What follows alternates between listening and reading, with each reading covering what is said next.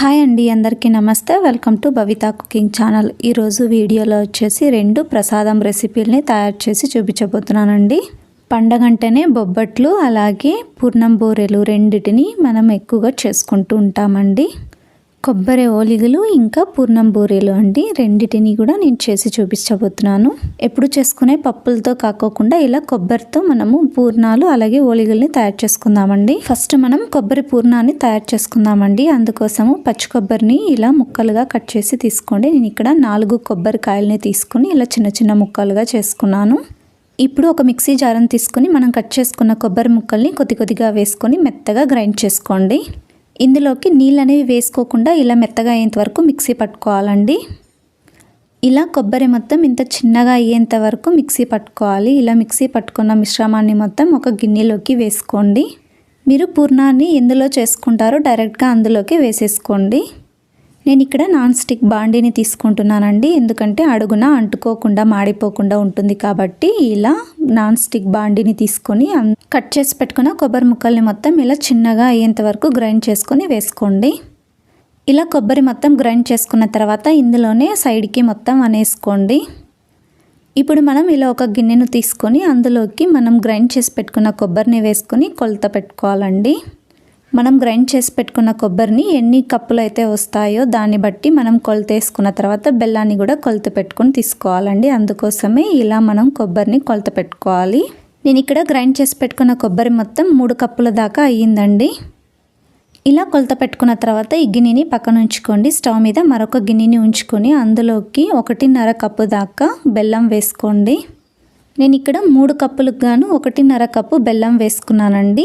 అలాగే 1/2 కప్పు నీళ్ళను వేసుకొని ఇప్పుడు బాగా మరలించండి. ఇలా మధ్య మధ్యలో బాగా కలుపుకుంటూ బెల్లం మొత్తం కరిగేంత వరకు బాగా మరలించుకోండి. స్టవ్ని హై ఫ్లేమ్లోనే ఉంచుకొని ఇలా బాగా బెల్లాన్ని కరిగించండి. బెల్లం మొత్తం పూర్తిగా కరిగిన తర్వాత 1 నిమిషం పాటు బాగా మరలిచ్చేసి స్టవ్ ఆఫ్ చేసుకోండి. పాకం పెట్టుకోవాల్సిన అవసరం లేదండి. మనం ఎక్కువగా నీళ్ళను వేసుకోలేదు కాబట్టి మనకి కన్సిస్టెన్సీలోనే సరిపోతుంది బెల్లం అనేది. ఇప్పుడు ఈ బెల్లం పాకాన్ని పక్కన ఉంచుకోండి.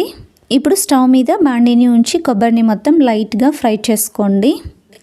ఇందులోకి 1 టేబుల్ స్పూన్ దాకా నెయ్యిని వేసుకోండి. స్టవ్ని లో ఫ్లేమ్లో ఉంచుకొని కొబ్బరి పచ్చివాసన పోయేంత వరకు 5 నిమిషాల పాటు ఇలా ఫ్రై చేసుకోండి కొబ్బరిని.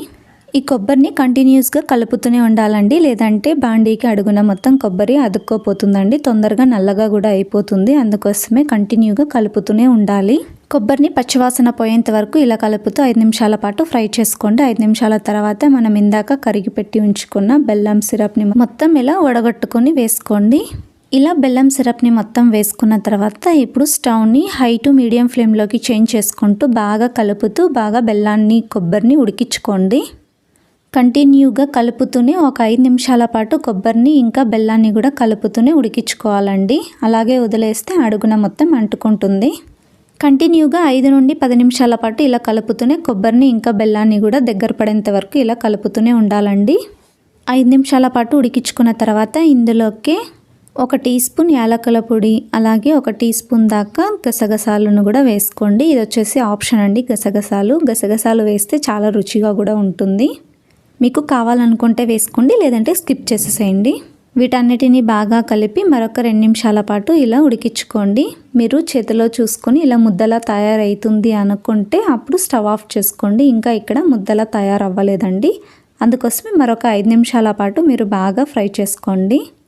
మనం చేతిలోకి తీసుకోగానే అది రౌండ్ షేప్లో రావాలండి, ముద్దలా తయారవ్వాలి, బ్రేక్ అవ్వకూడదు. అలా వస్తేనే మనకు ఇది వచ్చేసి 1 మంత్ వరకు నిలవ ఉంటుందండి ఫ్రిడ్జ్లో కనుక ఉంచుకుంటే.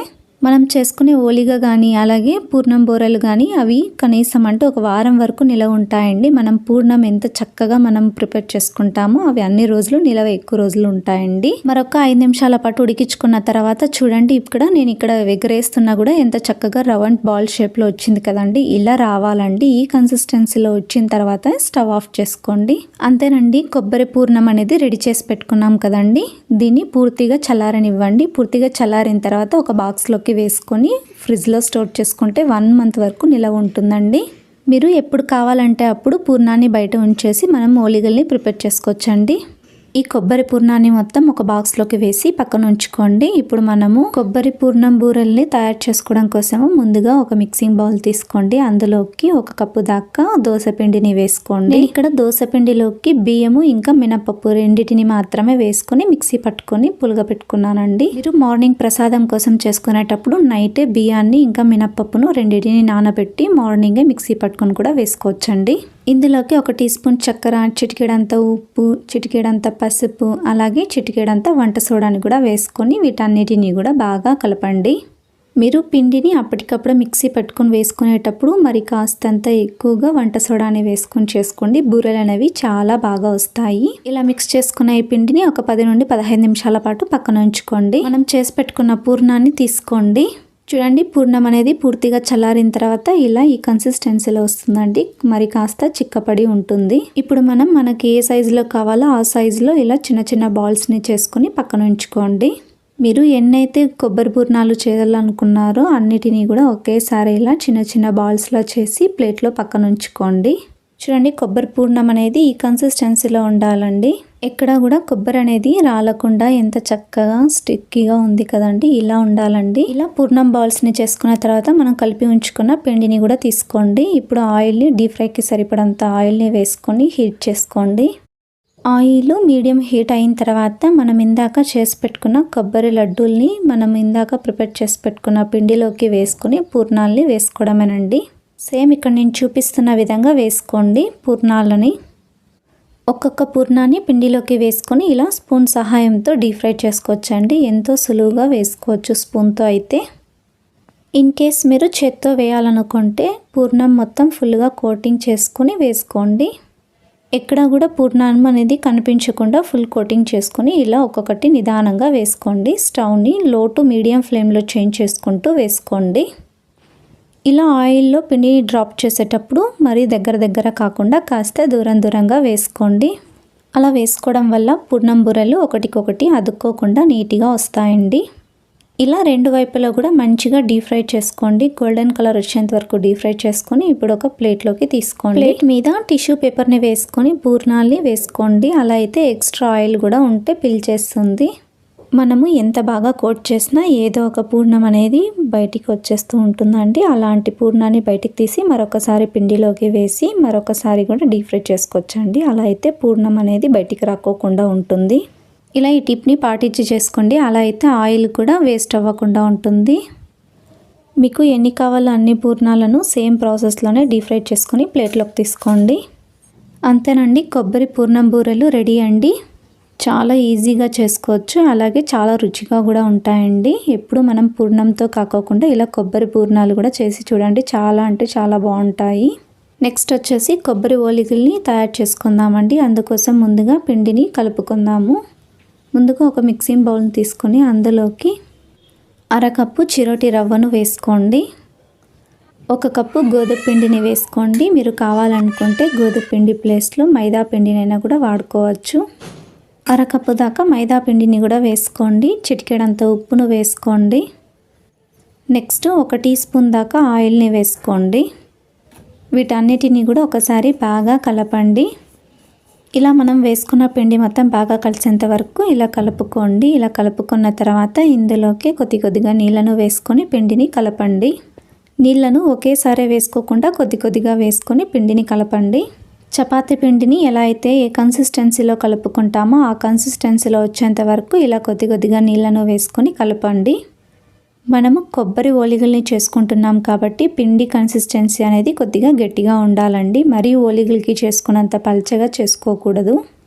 పిండి పల్చగా ఉంటే గనక స్టఫింగ్ అనేది బయటికి వస్తుందండి. అందుకోసమే మనము గట్టిగానే తడుపుకోవాలి. సేమ్ చపాతీలు పిండిని ఏ కన్సిస్టెన్సీలో కలుపుకుంటామో ఆ కన్సిస్టెన్సీలోనే కలపండి. ఇలా పిండిని బాగా కలుపుకున్న తర్వాత పైన కొద్దిగా ఆయిల్ని అప్లై చేసేసి మూత పెట్టేసి ఒక అరగంట సేపు బాగా నాననివ్వండి. అరగంట తర్వాత మరొకసారి బాగా ఇలా పిండిని నాదండి. కనీసం అంటే 3 నుండి 4 నిమిషాల పాటు పిండిని ఇలా బాగా నాదుకోండి. పిండిని బాగా నాదుకున్న తర్వాత ఇందులో నుంచి కొద్దిగా పిండిని తీసుకొని ఇలా చిన్న బాల్స్లా చేసుకొని పక్కన ఉంచుకోండి. ఒకేసారి 6-7 దాకా పిండి బిళ్ళల్ని చేసి పక్కన ఉంచుకోండి. పిండి అనేది ఆరకుండా ఏదైనా ఒకటి క్లాత్ కానీ లేదా ఏదైనా కానీ క్లోజ్ చేసి పెట్టుకోండి. పిండి అనేది ఆరకుండా చూసుకోండి. ఇక్కడ నేను చూపిస్తున్న విధంగా రౌండ్గా బాల్స్లో చేసుకొని పక్కన ఉంచుకోండి. నెక్స్ట్ కొబ్బరి పూర్ణాన్ని కూడా తీసుకొని మనం పిండిని ఏ సైజులో అయితే బాల్స్లో చేసుకున్నామో అదే సైజులోనే పూర్ణం బాల్స్ని కూడా చేసుకోండి. సేమ్ పిండి ఏ సైజులో అయితే ఉంటుందో అదే సైజులోనే ఉండాలండి. ఇలా పిండి బిళ్ళల్ని ఎన్నైతే చేసుకున్నారో సేమ్ అన్నే పూర్ణాన్ని కూడా మనం చిన్న చిన్న బాల్స్లా చేసుకొని పక్కన ఉంచుకోండి. ఇప్పుడు ఓలిగల్ని చేసుకోవడం కోసము చపాతీ పీటను అలాగే ఒకటి ఇలా ఇస్త్రాకును కానీ లేదా ఓలిగ పేపర్ని కానీ యూస్ చేసుకోవచ్చండి. ఓలిగ పేపర్ వచ్చేసి బయట కిరాణా షాపుల్లో దొరుకుతుంటుంది. ఇంట్లో ఉండే ఏదైనా ఆయిల్ ప్యాకెట్ని కానీ లేదా బటర్ పేపర్ని కానీ యూస్ చేసుకోవచ్చండి. ఒక కప్లో ఆయిల్ని వేసుకొని పక్కన ఉంచుకోండి. ఆయిల్ని పేపర్కి అప్లై చేసుకుంటూ ఇప్పుడు మనం ఓలిగల్ని ప్రిపేర్ చేసుకోవాలి. ఇలా పేపర్కి ఫస్ట్ ఆయిల్ని అప్లై చేసుకున్న తర్వాత మనం చేసి పెట్టుకున్న పిండి బిళ్ళని తీసుకొని ఇలా స్ప్రెడ్ చేసుకోండి. మనం చేసి పెట్టుకున్న కొబ్బరి పూర్ణాన్ని మధ్యలో ఉంచి ఇక్కడ నేను చూపిస్తున్న విధంగా ఫోల్డ్ చేసుకోండి. ఎక్స్ట్రా పిండిని ఇలా మనం బయటికి తీసేయండి. ఇప్పుడు చేత్తోనే ఇలా రౌండ్ బాల్లో చుట్టండి. ఎక్కడా కూడా పూర్ణం అనేది బయటికి రాకోకుండా ఇలా పూర్తిగా క్లోజ్ చేసేసుకోండి పిండితో. ఇప్పుడు మరొకసారి ఆయిల్ని అప్లై చేసుకొని పేపర్ మీద ఇప్పుడు సేమ్ ఇక్కడ నేను చూపిస్తున్న విధంగా పూర్ణాన్ని మొత్తం ఇలా స్ప్రెడ్ చేసుకోండి. కొద్దిగా ఇక్కడ నేను చూపిస్తున్న విధంగా కొద్దిగా స్ప్రెడ్ చేసుకున్న తర్వాత చపాతీ కర్రని తీసుకొని ఆయిల్ని అప్లై చేసుకొని ఇక్కడ నేను చూపిస్తున్న విధంగా స్ప్రెడ్ చేసుకోండి. ఒకటేసారి పైకి కానీ లేదా కిందకు కానీ అనుకోవాలండి. పైకి కిందికి మాత్రం అనకూడదు. ఇక్కడ నేను చూపిస్తున్న విధంగా రోల్ చేసుకోండి. కింద ఉండే పేపర్ని ఇలా తిప్పుకుంటూ రోల్ చేసుకోండి. మరి ఎక్కువగా ప్రెషర్ పెట్టి మాత్రం రోల్ చేసుకోకండి. కింద అడుగున మొత్తం అతుక్కోపోతుంది. అలా అతుక్కోపోతే మరి వేసేటప్పుడు ఈజీగా రాదండి. అందుకోసమే పైన మాత్రమే రోల్ చేసుకోవాలి. ప్రెషర్ అనేది ఏం పెట్టకుండా పైన మాత్రమే రోల్ చేసుకోండి. ఇలా మీకు ఎంత వీలవుతుందో అంత రోల్ చేసుకోండి. నెక్స్ట్ వచ్చేసి స్టవ్ మీద పెనాన్ని ఉంచి ఆయిల్ని అప్లై చేసి పెనాన్ని బాగా హీట్ అవ్వనివ్వండి. బాగా హీట్ ఎక్కిన తర్వాత మనం చేసి పెట్టుకున్న ఓలిగను వేసుకోండి. చూడండి, ఇలాంటి పేపర్ని కనుక యూస్ చేస్తే మనం డైరెక్ట్గా పెనం మీదనే వేసుకోవచ్చండి. ఆ హీట్కి పేపర్ అనేది కాలకుండా ఉంటుంది. ఇలా పెనం మీద ఓలిగను వేసుకున్న తర్వాత పైన 1 టీ స్పూన్ దాకా నెయ్యిని వేసుకొని ఇలా మొత్తం స్ప్రెడ్ చేసుకోండి. ఇలా నెయ్యిని మొత్తం ఓలిగకు స్ప్రెడ్ చేసుకోండి. ఇలా స్ప్రెడ్ చేసుకున్న తర్వాత మరొక పక్కకి టర్న్ చేసుకోండి.